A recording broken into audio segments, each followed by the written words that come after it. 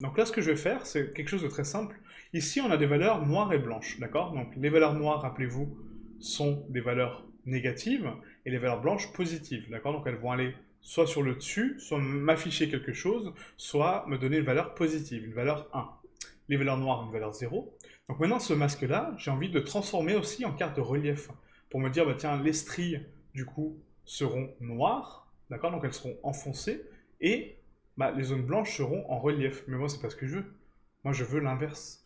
Je veux que les stries soient en relief et que les parties blanches, par contre, elles soient en profondeur. D'accord? Donc, c'est mon métal qui est en dessous et mes stries sont au-dessus pour dire, bah tiens, je suis au-dessus et du coup, je suis en relief. Donc, pour ce faire, on va faire CTRL-SHIFT-clic gauche ici sur le shader de mélange. Et là, on va créer une texture donc, de relief, mais sur les deux. Donc là, je m'explique en fait. Hein, c'est que donc d'un côté, sur le matériel, donc ici, donc le matériel 1, je veux que la bump soit positive, et sur l'autre, je veux qu'elle soit négative. Donc pour ce faire, on va ici créer un vecteur bump.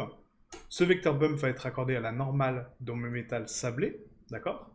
Et la deuxième, pareil, donc Shift D, on duplique le vecteur de bump, va être sur mon métal noir. Hop. Et là, je vais régler la hauteur en fonction de ce masque. Et ce masque, c'est quoi? C'est mon masque final. Donc là, rappelez-vous, hein, je fais un petit topo. Donc ici, on a un masque noir et blanc. Les valeurs noires sont enfoncées, les valeurs blanches sont en relief.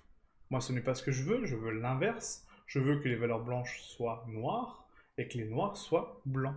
Donc qu'est-ce que je fais? Je dois inverser mon masque. Sauf que là, encore une fois, je me dis, bah, c'est l'inverse que j'ai là. Actuellement, j'ai mon métal qui est sur mes bandes, et là, j'ai bah, mon métal noir qui est dans les creux. Pourquoi? Parce que là, si on analyse encore une fois donc, mon masque, rappelez-vous, les valeurs blanches sont la valeur à 1. Donc la valeur à 1, c'est quoi? C'est valeur noire. Et les valeurs blanches sont les valeurs des stries. Donc du coup, il faut que je l'inverse également. Et là, comment je peux inverser? Parce que du coup, j'ai pas de bouton inversé. Je n'ai pas de possibilité d'inverser ce masque.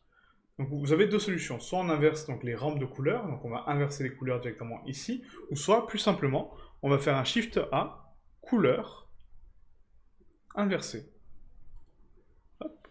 J'inverse ma texture, ça la pivote, et là regardez, on a les bandes en noir et les stries, donc à l'intérieur, donc les losanges en métal sablé. Là, ça veut dire que, en fait, si je raccorde maintenant mon masque, donc noir et blanc, j'indique ici à mon BSDF guidé, donc mon BSDF donc de métal blanc, que lui sera de métal sablé, que lui sera en profondeur et que le reste sera en hauteur. Ok. Je lui indique cette information.